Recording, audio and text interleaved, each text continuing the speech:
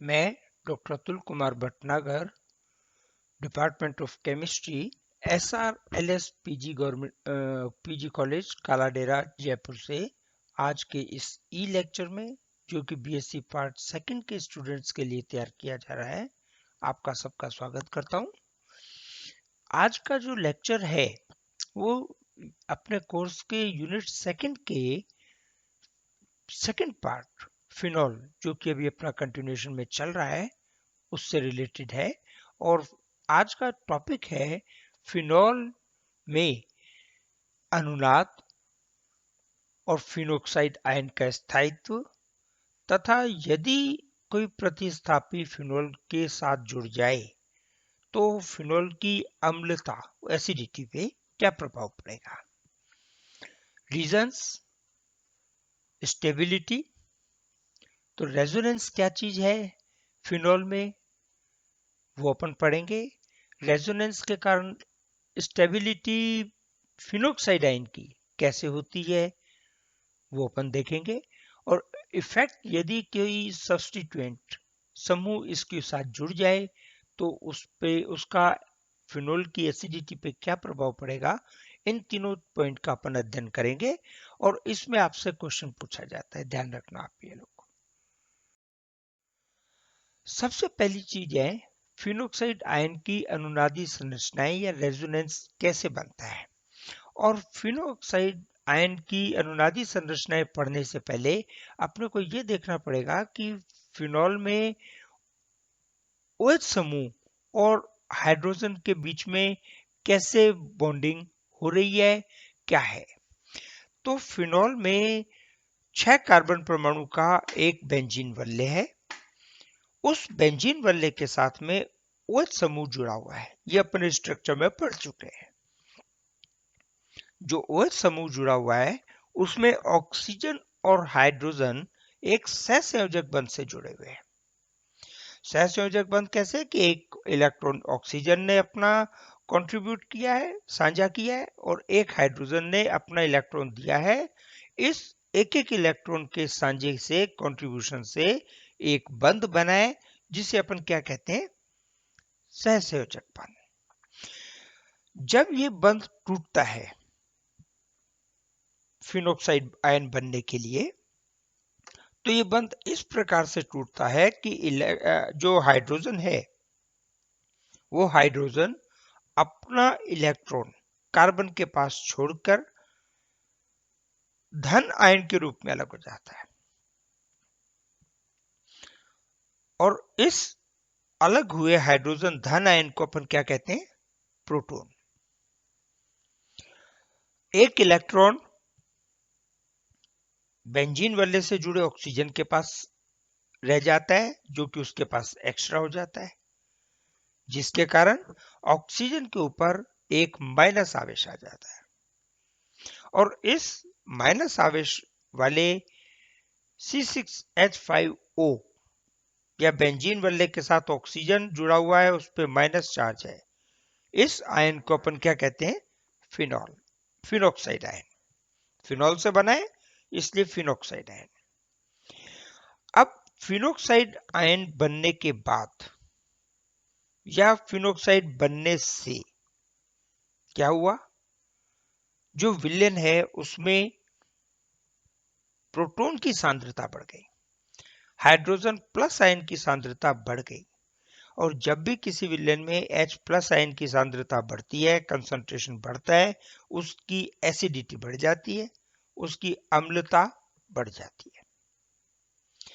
अब ये जो फिनोक्साइड आयन बना है, ये जितना देर फिनोक्साइड आयन के रूप में विलेन में रहेगा, उतना ही विलेन अम्लीय प्रवृत्ति का होगा। यदि फिनोक्साइड आयन कम स्थायी है तो जो H आयन इसमें से निकला है वो तुरंत ऑक्सीजन माइनस से जुड़ जाएगा और फिनॉल बना देगा। विलेन में से H ion, H plus ion की सांद्रता कम हो जाएगी।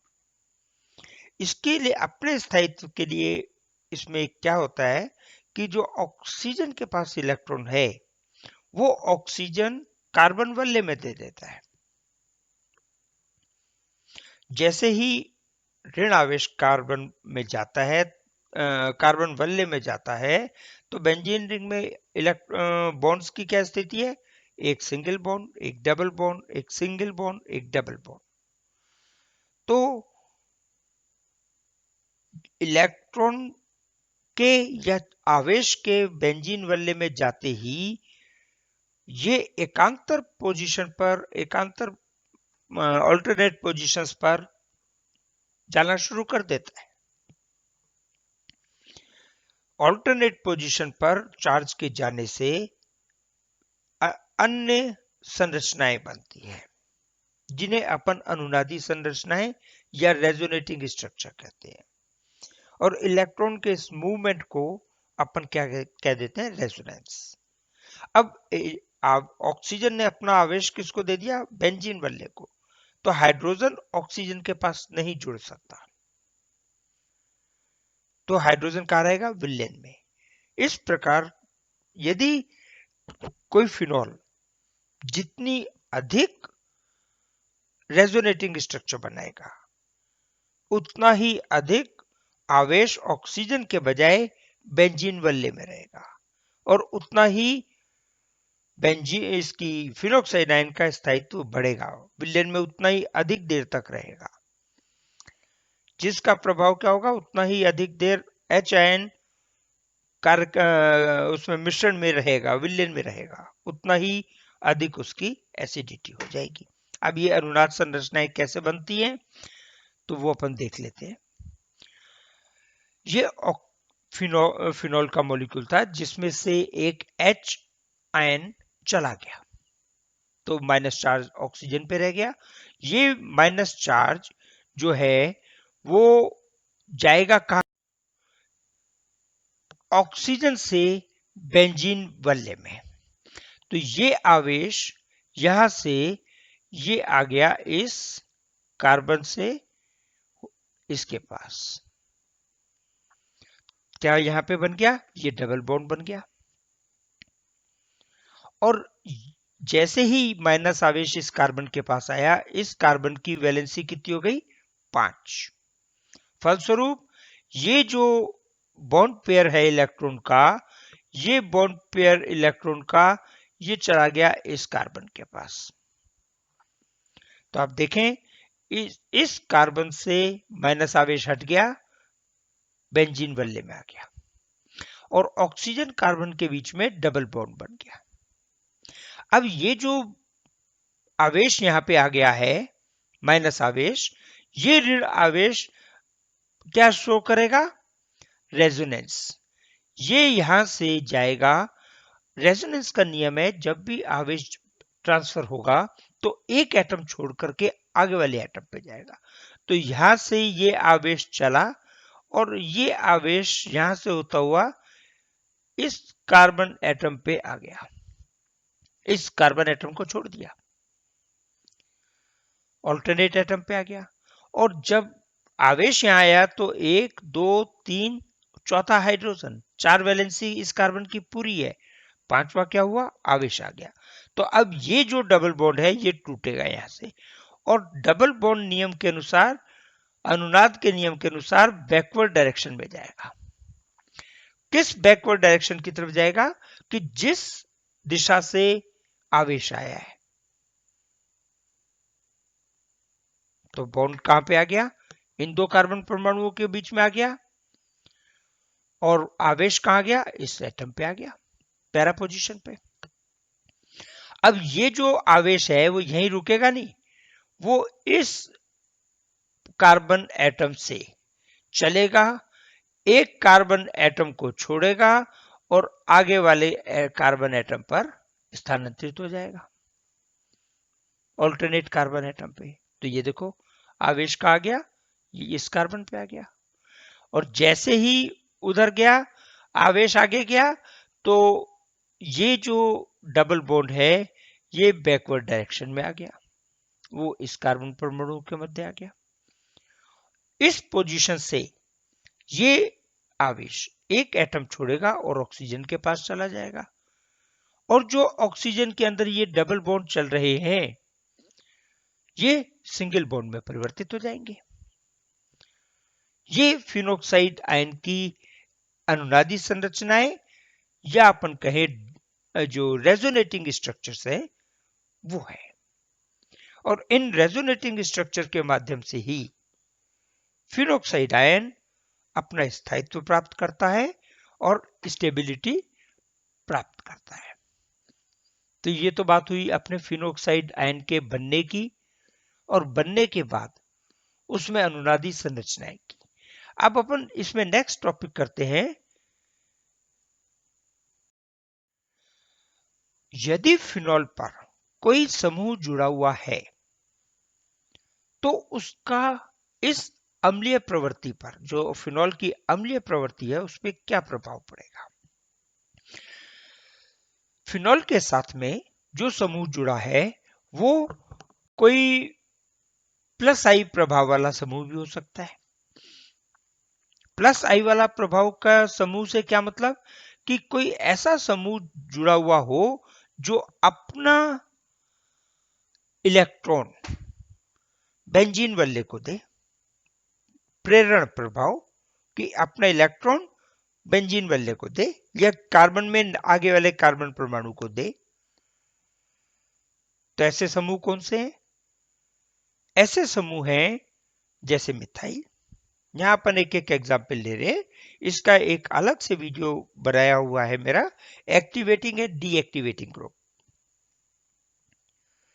कि बेंजीन वल्ले को कौन सा समूह एक्टिवेट कर देता है और कौन सा समूह डीएक्टिवेट कर देता है। वो भी मैं इसके साथ आपको भेजूंगा, आप उसका भी पढ़े।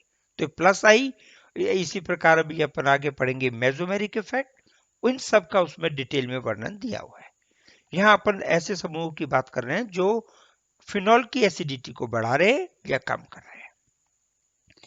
तो यदि और इसमें मिथाइल समूह जुड़ा हो तो मिथाइल समूह फिनॉल में 3 पोजीशन पे जुड़ सकता है, ऑर्थो, मेटा और पैरा। ऑर्थो कौन सी हुई?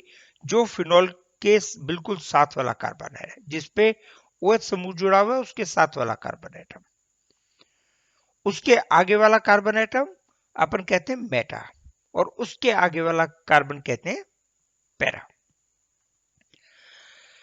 तो यदि अपन मेटा पोजीशन की बात करें तो मेटा पोजीशन पर जब इलेक्ट्रॉन घनत्व जिस कार्बन एटम से बढ़ेगा उसका सीधा प्रभाव किस पे पड़ेगा?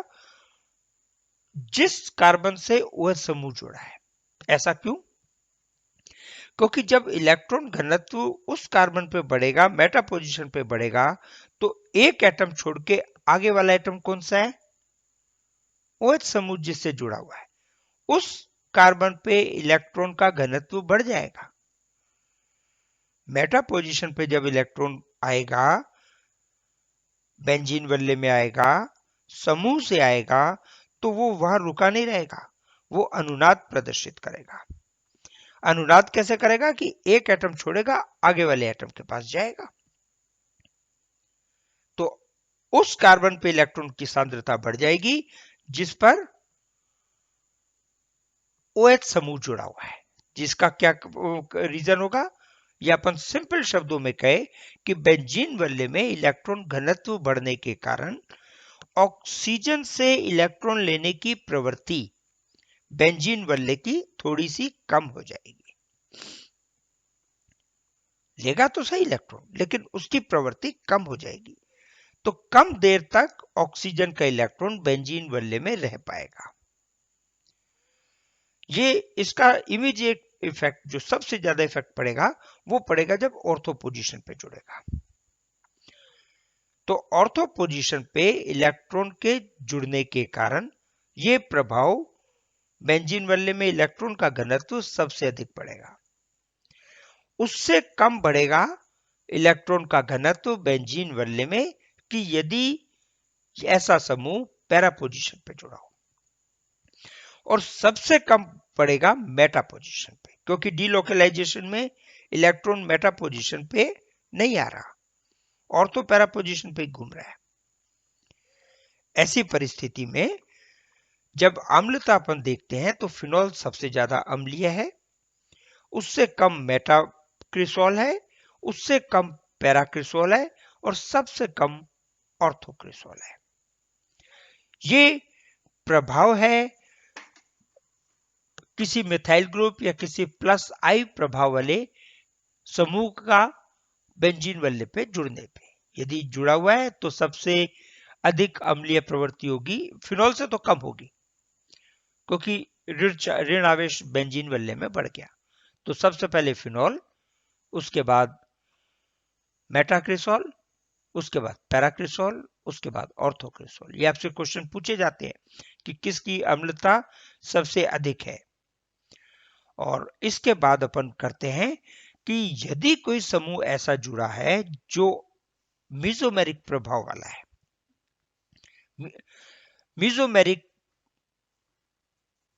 मीजोमेरिज्म प्रदर्शित कर रहा है। अब जब प्लस, उसके दो प्रभाव हो सकते हैं, प्लस एम का प्रभाव या माइनस एम। तो पहले अपन स्टडी करते हैं प्लस एम। यदि समूह ऐसा जुड़ा हुआ है जो प्लस एम प्रभाव प्रदर्शित कर रहा है, धनात्मक मीजोमेरिक प्रभाव प्रदर्शित कर रहा है, तो उस समूह का प्रेरण प्रभाव पर ऋणात्मक प्रभाव असर पड़ेगा। ऋणात्मक असर कैसे पड़ेगा कि दो परिस्थिति बनेगी। पहली परिस्थिति कि प्लस एम प्रभाव माइनस आई प्रभाव से अधिक है, और एक स्थिति पड़ेगी कि माइनस आई प्रभाव प्लस एम से अधिक है। ये दो परिस्थितियां बनेगी। तो पहले अपन एग्जाम्पल ले रहे हैं NH2 समूह जुड़ा हुआ हो, और NH2 समूह के जुड़ने से प्लस एम प्रभाव प्रेरण प्रभाव से अधिक प्रबल हो जाता है। तो इसमें क्या फर्क पड़ेगा? ये इसकी स्ट्रक्चर्स है। ये ऑर्थो पोजीशन पर जुड़ा हुआ है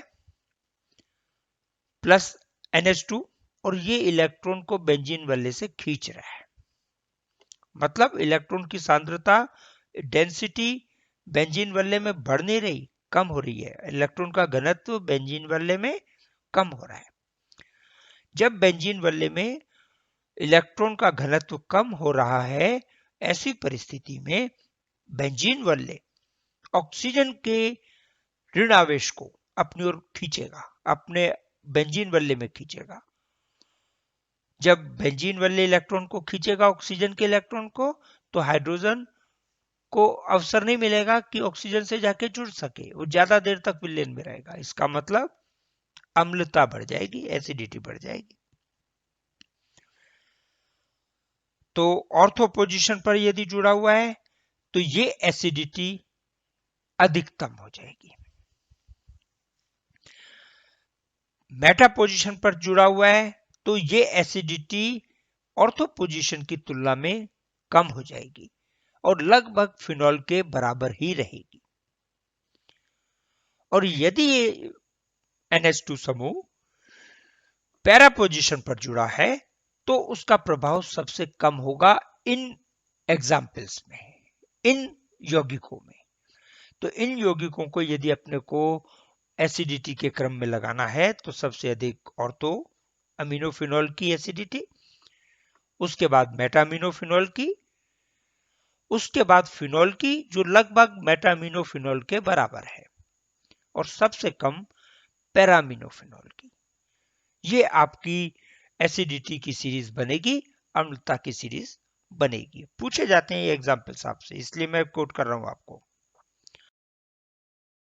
नेक्स्ट है कि जब माइनस आई प्रभाव प्रेरण प्रभाव प्लस एम मीजोमेरिक प्रभाव से अधिक प्रबल हो, अर्थात एग्जाम्पल ले क्लोरीन का, कि ऑर्थो मेटा और पैरा पोजीशन पर क्लोरीन जुड़ी हुई हो, तो क्या फर्क पड़ेगा?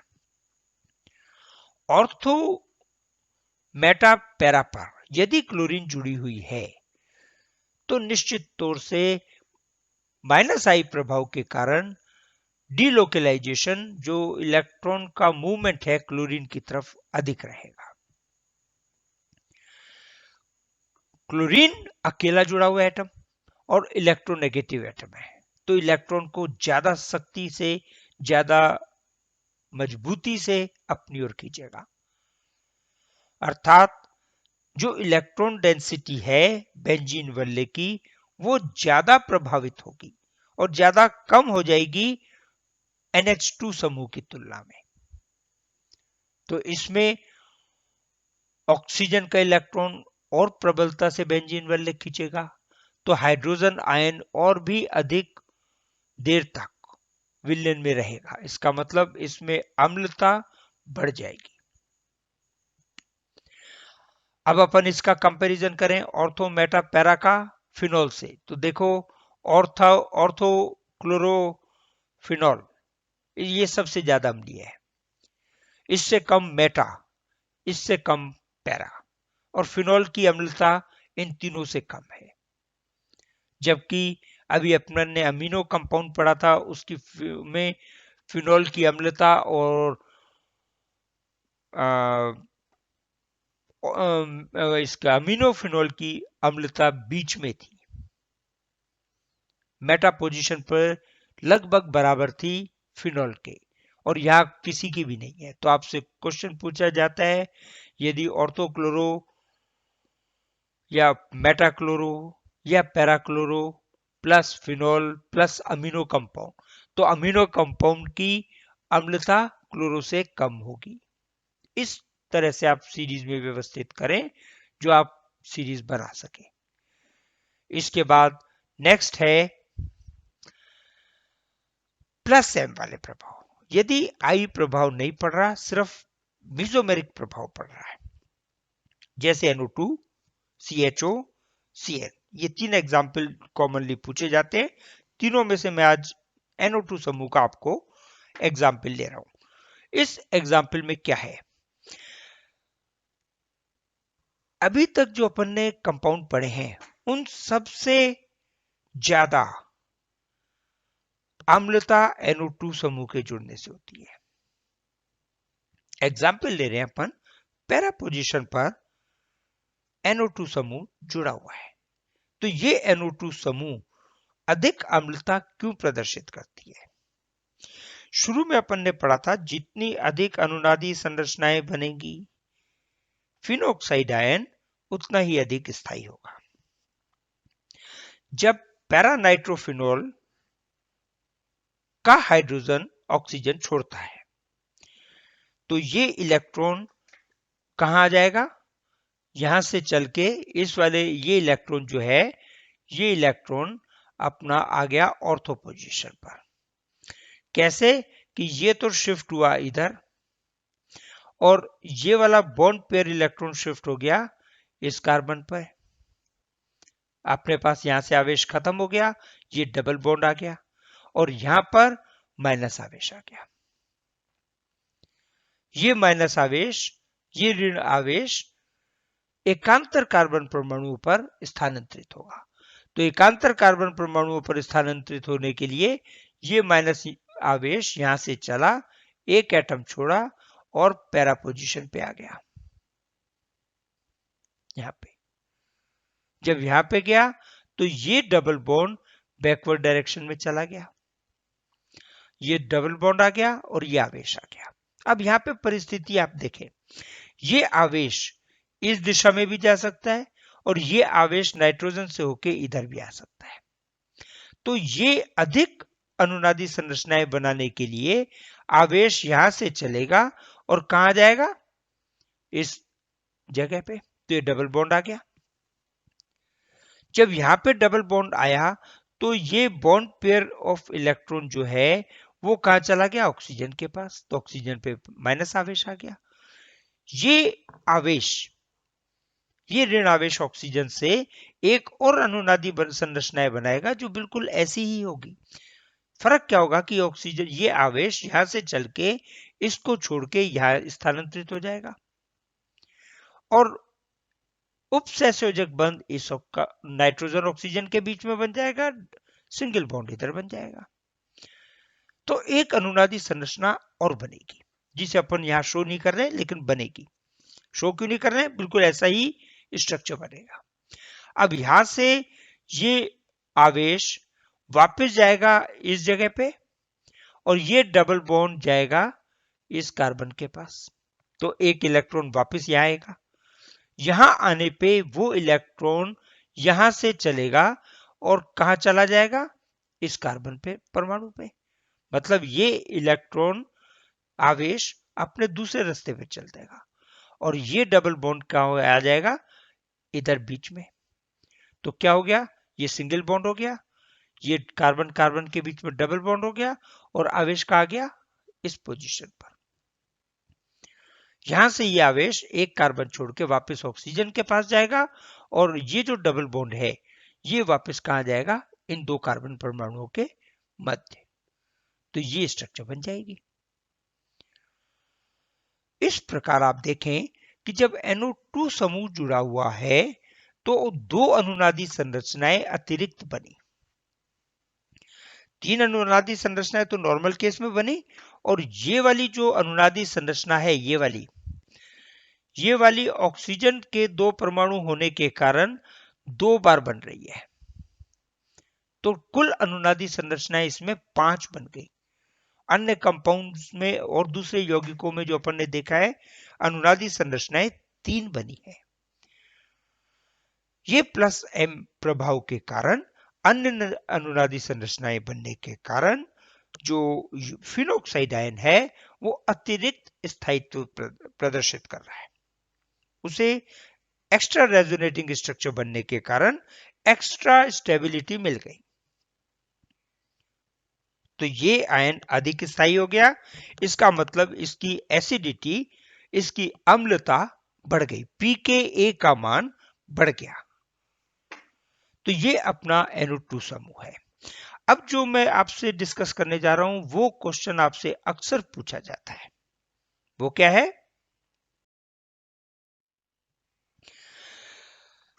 पिक्रिक अम्ल। पिक्रिक अम्ल में कार्बोक्सिलिक समूह नहीं होता, लेकिन फिर भी इसे अम्ल क्यों कहते हैं। अब पिक्रिक अम्ल का सूत्र क्या है।